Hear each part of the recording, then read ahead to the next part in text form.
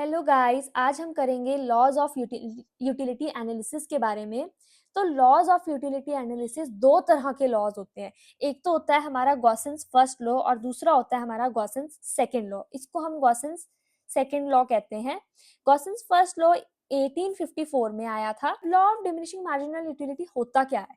Law of diminishing marginal utility ये होता है कि जैसे जैसे हमने एमयू के बारे में पढ़ा था ना, कि जैसे जैसे हम एक बर्गर या एक चॉकलेट खरीदते जाते हैं वैसे वैसे हमारी मार्जिनल यूटिलिटी डिमिनिश होने लग जाती है। तो यही law of diminishing marginal utility होता है कि जैसे जैसे हम एडिशनल गुड्स कंज्यूम करते जाते हैं वैसे वैसे हमारी जो यूटिलिटी होती है उस गुड को खाने पीने की वो कम होने लगती है। तो अजम्पशंस यही होती है कि इनकम प्राइस फिक्स्ड होता है, गुड जो होते हैं वो सारे आइडेंटिकल मतलब सेम गुड्स ही होते हैं। जैसे कि बर्गर है तो सारे बर्गर ही होंगे, अगर चॉकलेट्स है तो सारे चॉकलेट्स ही होंगे। यूटिल्स में मेजर किया जाता है।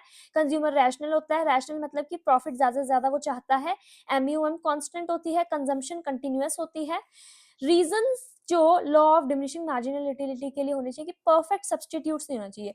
अगर बर्गर पिज्जा का परफेक्ट सब्सटीट्यूट हो जाएगा तो जैसे ही हमारी मार्जिनल यूटिलिटी बर्गर को खा के कम होने लगेगी हम पिज्जा पे स्विच हो जाएंगे। क्यों? क्योंकि बर्गर पिज्जा को पूरा सब्सटीट्यूट कर रहा है। लेकिन नहीं, कई लोग बर्गर प्रेफर करते हैं, कई लोग पिज्जा प्रेफर करते हैं। पिज्जा वालों को मे भी बर्गर पसंद ना हो, बर्गर वालों को मे भी पिज्जा पसंद ना हो। तो ये परफेक्ट सब्सटीट्यूट्स कभी भी नहीं हो सकते एक दूसरे के। ओके, सो अगर परफेक्ट सब्सटीट्यूट्स गुड्स के होने लग जाएंगे तो हमारा डिमिनिशिंग यूटिलिटी का कोई रोल ही नहीं रह जाएगा। सेकेंड हो जाता है स्पेसिफिक नीड्स इंसान की फुलफिल होनी चाहिए। सारी नीड्स फुलफिल नहीं होनी चाहिए कि अगर एक ही प्रोडक्ट में सारी नीड्स फुलफिल हो जाएंगी तो पर्सन की मार्जिनल यूटिलिटी कभी कमी नहीं होगी, क्योंकि उसमें उसकी सारी नीड्स फुलफिल हो रही हैं। ठीक है, तो एक प्रोडक्ट से कुछ स्पेसिफिक नीड्स ही फुलफिल की जा सकती है, सारी नीड्स नहीं। ये दो रीजंस हैं, तभी DMU law of diminishing marginal utility applicable होगा। इंपॉर्टेंस क्या होगी? लॉ ऑफ डिमांड समझाता है, लॉ ऑफ सप्लाई समझाता है।